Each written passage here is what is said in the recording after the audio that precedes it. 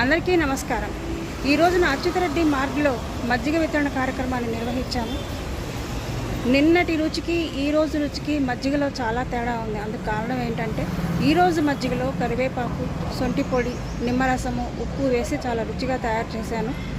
ఇలా మజ్జిగ తీసుకొచ్చానో లేదో వెంటనే ఒక అరగంట లోపల బకెట్లోని మజ్జిగ అంతా కూడా అయిపోయింది. ప్రతిరోజు ఈ మజ్జిగ కార్యక్రమాన్ని మేము నిర్వహిస్తూనే ఉంటాము.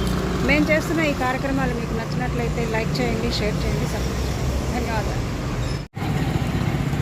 ఇవాళ మజ్జిగలో స్పెషల్ ఏంటంటే కరివేపాకు, సొట్టు పొడి, నిమ్మరసం.